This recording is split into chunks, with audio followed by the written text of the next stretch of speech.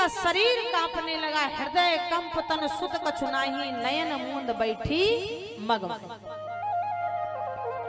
लक्ष्मण जी ने कहा भैया अब इतनी भी परीक्षा मत ले लेना कि अटैक आ जाए।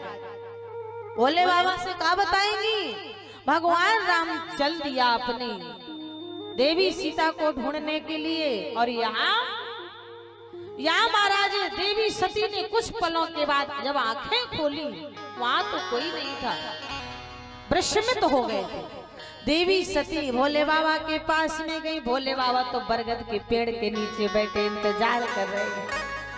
सती जब पहुंची भोले बाबा ने पूछ दिया, गई समीप महेश तब हंस पूछी कुशला,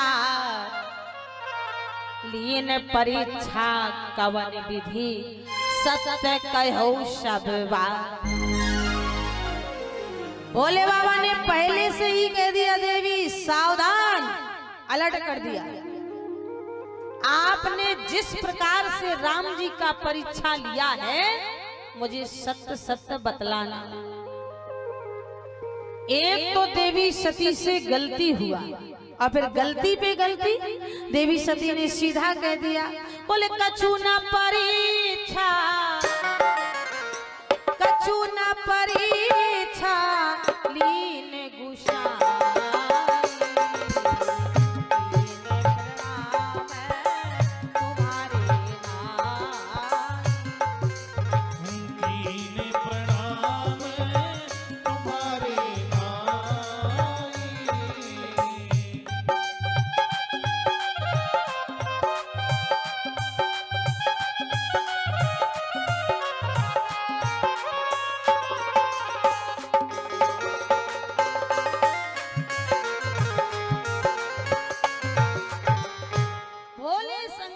देवी सती ने बिल्कुल झूठ बोल दिया, कछु न परीक्षा।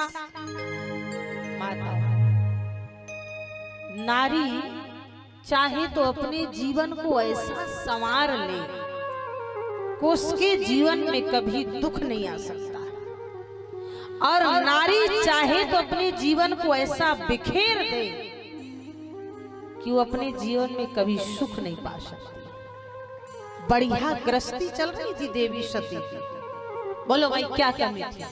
दक्ष प्रजापति की बेटी थी, भगवान शंकर की अर्धांगिनी थी, जगत जननी थी, भवानी थी, मां थी, आदि शक्ति थी।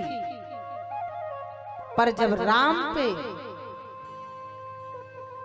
शक किया, भ्रम किया, तो आज अपना जीवन बिखेर दिया और भोले बाबा का भी जीवन बिखेर दिया। बोलो भाई, सती जी कह रहे हैं, दुनिया वालों, संसार की माताओं, मैं चाहती तो आदि शक्ति हूँ, कुछ भी नहीं होता, पर मैं तुम दुनिया वालों को बताना चाहती हूँ कि नारी चाहे तो अपना जीवन संवार ले, अपना जीवन चाहे तो बिखेर ले। आपने देखा होगा, आप जिससे रोज झाड़ू लगाती है ना अपने घर में, क्या भाई झाड़ू लगाती है ना, एक झाड़ू होती है जो रस्सी से बंधी होती है ना, और अगर उस रस्सी को तोड़ दिया जाए सारी सीकें बिखर जाएंगी।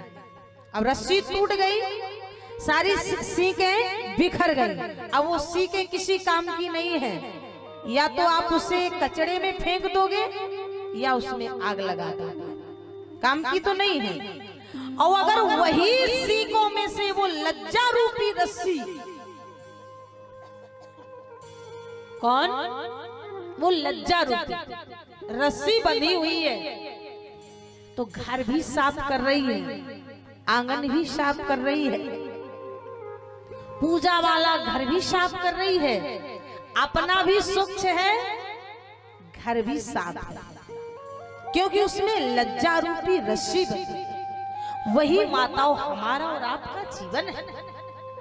जब तक हमारे जीवन में लज्जा रूपी रस्सी हम पे लगी हुई है, बंधी हुई है, लगाम लगी है, तो हम भी सुरक्षित हैं, हमारा परिवार सुरक्षित है, कहने का भाव। इसीलिए अपने जीवन में कितना भी संघर्ष आ जाए, संकट आ जाए, परेशानी आ जाए, दुख आ जाए, लेकिन कभी भी हमें अपने जीवन से लज्जा रूपी रस्सी को नहीं तोड़ना चाहिए। और हमारे जीवन में कितना भी संकट आ जाए, अपने पति से कभी झूठ नहीं बोलना चाहिए। सती जी ने कहा, दुनिया वालों, मैंने अपने पति भोले बाबा से एक बार झूठ बोला तो उस भोले बाबा ने सीधा कह दिया, यह तन सती भेंट मोहे नाही। और तुम लोग क्यों भाई पति से झूठ बोलती हो कि नहीं बोलती हो?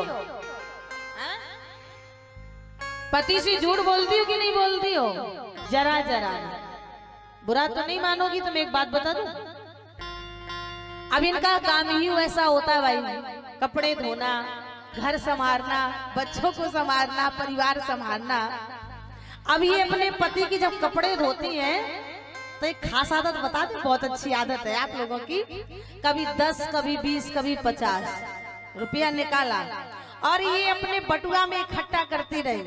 इकट्ठा करती करती पूरा एक साल में काफी इकट्ठा हो जाता, 9-10 हजार रुपया इकट्ठा।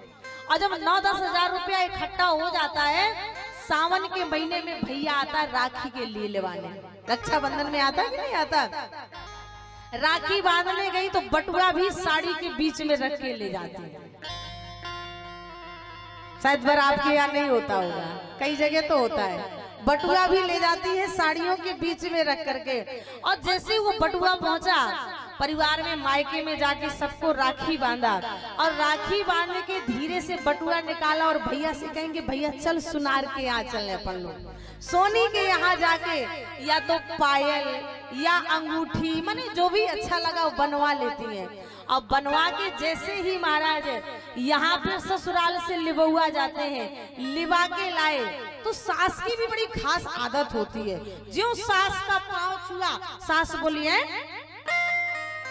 क्यों बहू रानी तुम तो 3 अंगूठी पहन के गई है, चौथी अंगूठी कहाँ से आई? अम्मा, है ना, प्रसाद से यही कहती है, अम्मा हमारे भैया ने राखी बंधवाई में हमें बनवा के दी।